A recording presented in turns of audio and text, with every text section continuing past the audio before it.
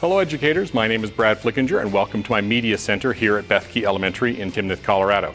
Well, I've been doing a lot of things this summer, so it's August 4th today, and I want to give you a wrap-up of the previous week of all the different changes I've been making to my Media Center.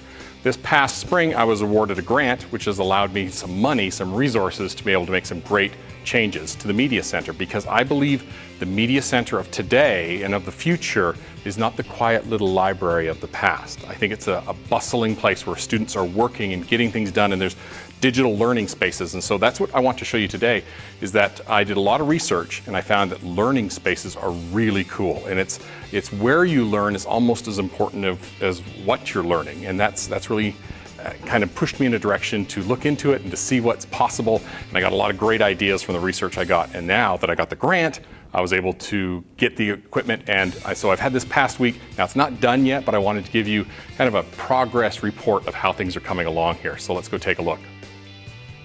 Okay, the first area I wanted to show you is this area. Now it's just starting to come together. There will be sofas here hopefully by next Saturday when I do another report on this. But essentially here's my Media Center. You can see all the books are all around us here.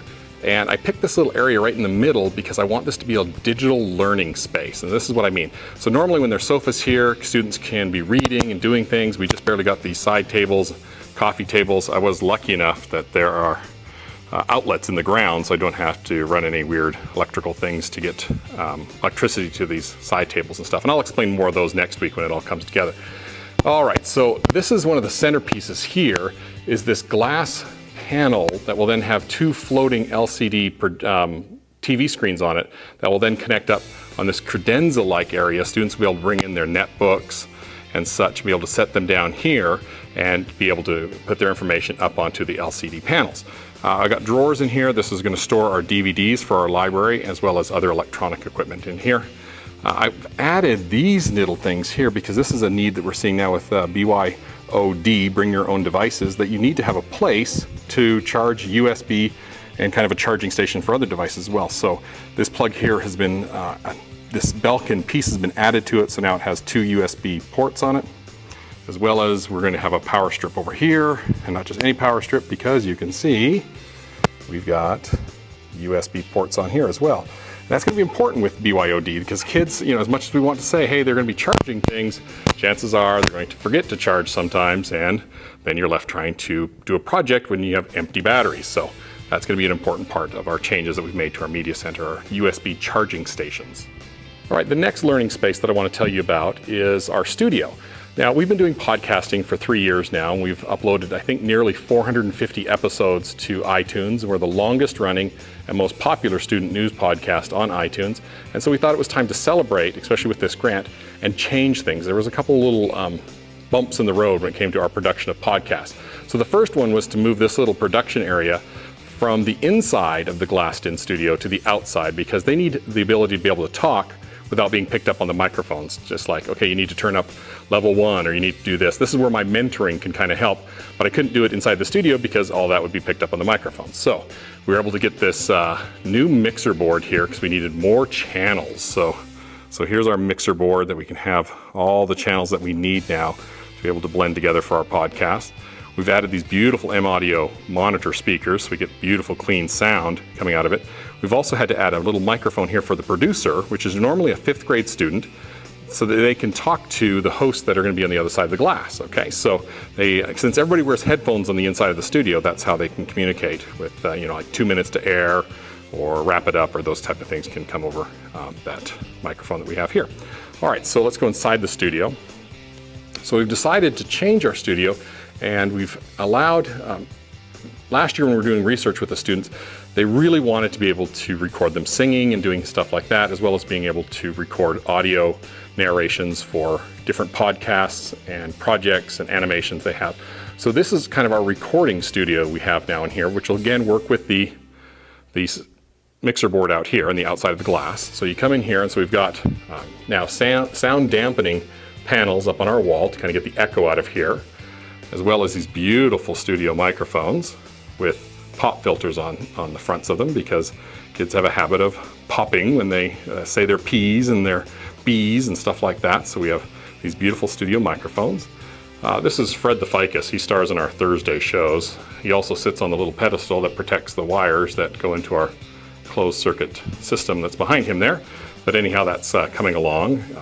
And then swing back over this way. This is where our podcasting hosts are. And now they have we've always had these Behringer microphones, but now we've added the shock mounts to it, as well as the swivel arm that you see here. So the swivel arm and the shock mount microphones are new, so it allows the students to be able to move them to different heights of students. They adjust really easy and are just great to give also that look of a true recording studio. So that's what we have there. So we have host B, and over on this side here is host A. And we've kind of added some desk lamps here because this kind of is a dark little corner of our studio. LED desk lamps. All the lighting we look at is LED because it runs cool. In elementary schools, you don't want someone burning their little fingers on a lamp.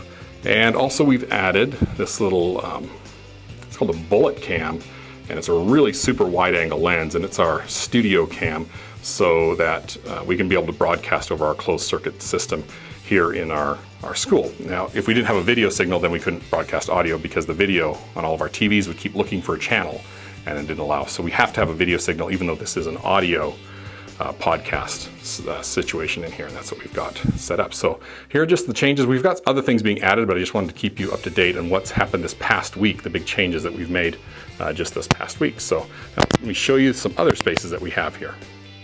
As part of our media center, we have this nice big classroom area, this big open space here. And we wanted to take advantage of that, especially since we have more students now with netbooks in our school. This is now going to be a classroom to be able to instruct students who will now leave their classroom. They don't need to come to a computer lab anymore because they have netbooks.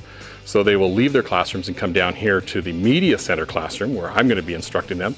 So I decided to add a standing desk over here, which is great. I can plug in netbooks or the laptop or whatever, and that all goes to a projector that will shine on a screen over here. We've added this lectern because we've needed it for everything from student reports to spelling bees to everything. We need to have a lectern in here for students to present on. And this is, of course, movable. It's a tabletop one that we'll just move in and out of the way. So that's going to be our new classroom area here. Also, other changes are coming to that, but this is what we've been able to set up just so far this week. You can see we've got lots of different supplies here.